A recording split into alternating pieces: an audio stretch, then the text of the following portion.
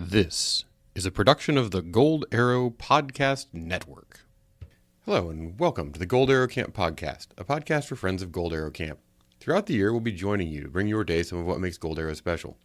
Our goal is to help you have fun, make friends, and grow throughout the year, not just when you're at GAC. Since we can't get together in real life, we gather here around the virtual campfire. We have some of your favorite parts of morning assembly, like wows and joke of the day. We also have interviews with experienced campers and some of your favorite counselors. We think it's a lot of fun, and we're glad you joined us. This is podcast episode 13. We're talking about experiencing the awe of nature with Nash.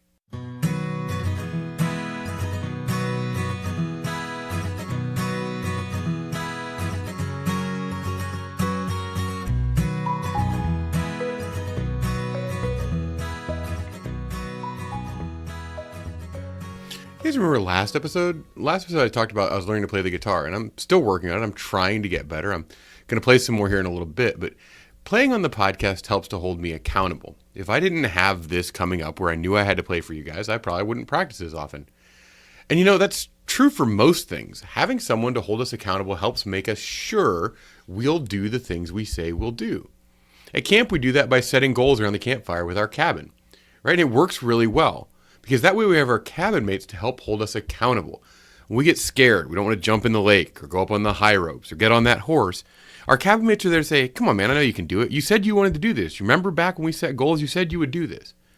And that's awesome. They encourage us. They help us reach those goals. Now, I'm not awesome at guitar yet, but I'm going to play some anyway. And I know that you guys are going to encourage me. And I think it's better than it was last episode. So let's play. Here we go.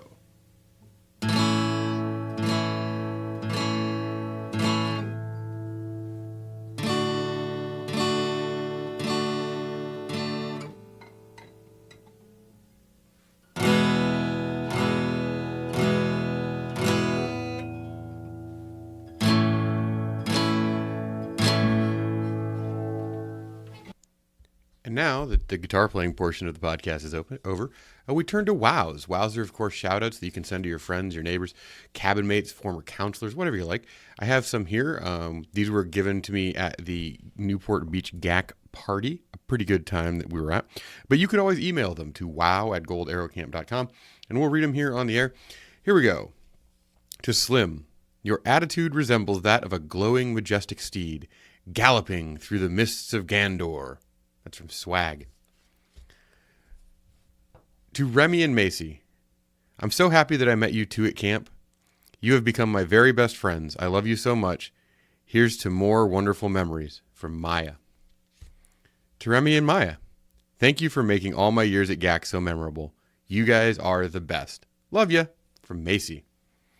And to Slim, thank you for being an amazing king of Valhalla and making every activity a blast. From Macy, Remy, and Maya. Great work, guys. Love your work. Love your wows. Send them to me at wow@goldarrowcamp.com. Nash, welcome to the podcast. Thanks for having me. We're excited to have you here. Yeah, well, I'm excited to be here. Yeah, I can tell. I can feel it. All right, Nash. Not everybody knows you, so before we get into kind of the meat of the thing, can you tell us a little bit about who you are, where you're from, and what you do at camp? Yeah, I am from Nashville, Tennessee.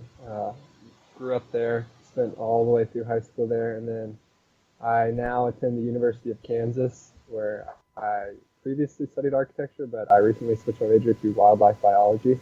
Oh. And I'm also on the ultimate frisbee team at the University of Kansas, so I get to travel around the country playing in tournaments for that. That's pretty cool. I didn't know you were an ultimate frisbee guy. Yeah. All right. Yeah, and then at camp, I'm one of the backpacking instructors is what I did this past summer. So we just took kids out for like overnight trips and then basically 24-hour trips every time and then came back. Had a lot of fun. I'm glad you brought up backpacking because we want to talk this week on the podcast about getting outside and experiencing the awe of nature at camp.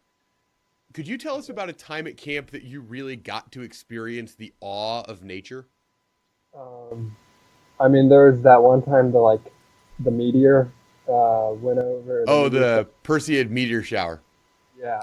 I mean, that was a big highlight for a lot of people because it was just like we'd actually just put the kids to sleep, and then the three of us counselors were putting our stuff up to get into bed, and then all of a sudden you just heard one kid yell and like point, and then all of a sudden everybody was just looking up at the sky, and it was really cool because everyone just saw it like go all the way across the sky. I was on a trip that time. Oh, sounds awesome. When it happened, it was pretty cool. So you did something that a lot of college students would think is insane. You voluntarily hiked in the woods with elementary and middle school aged kids. Yeah. Why do you think it's important to get kids out into nature?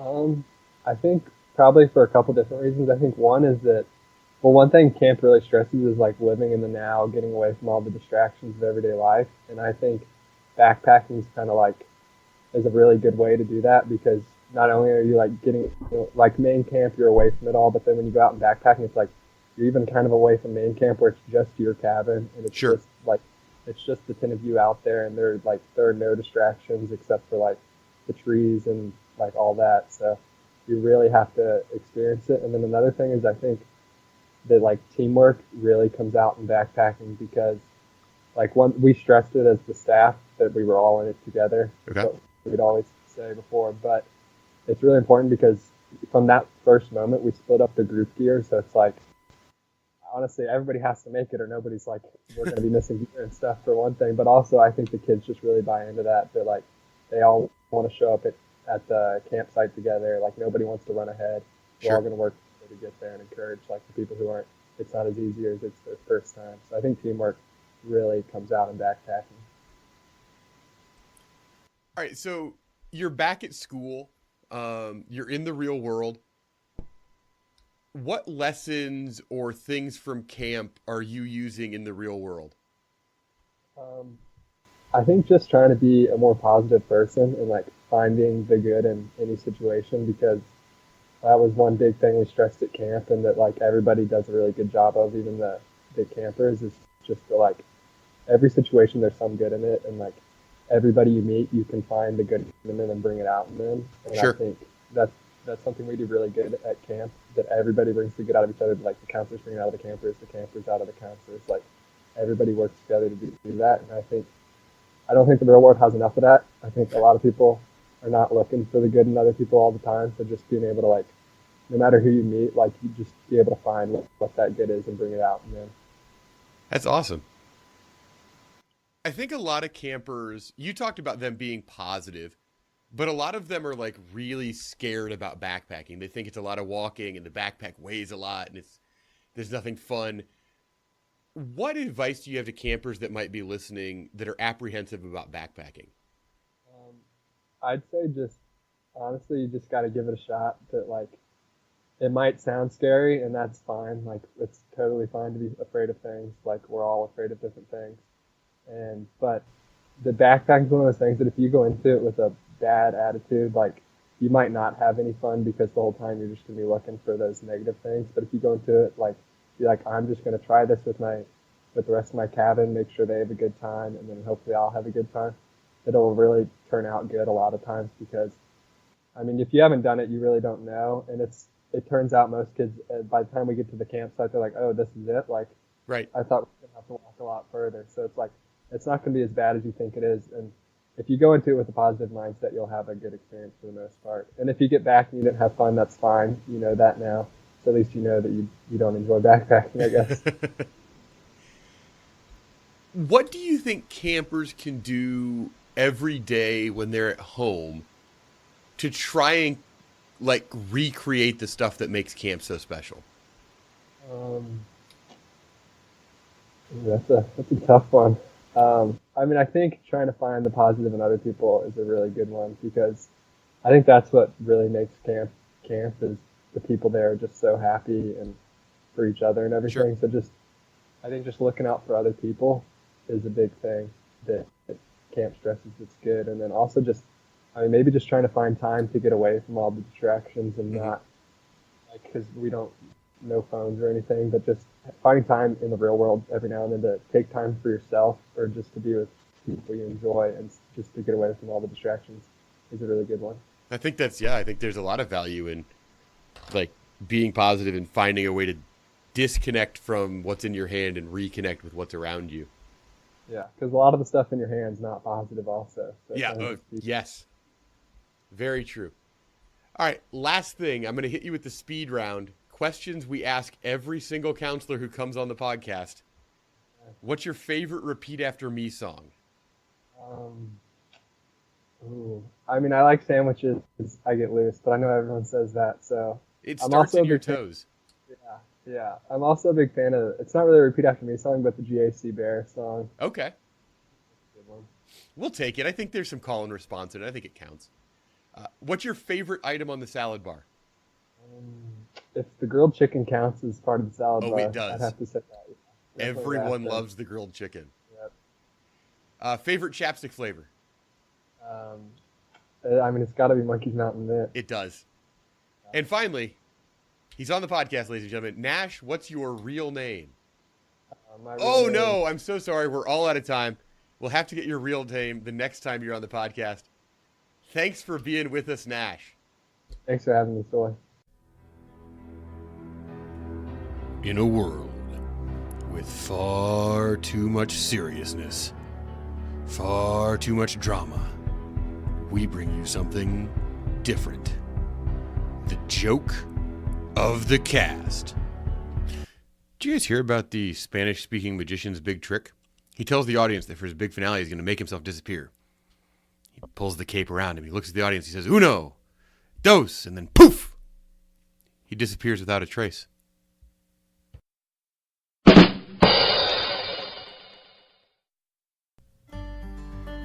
And now, it's time for another GACspiration with Sunshine.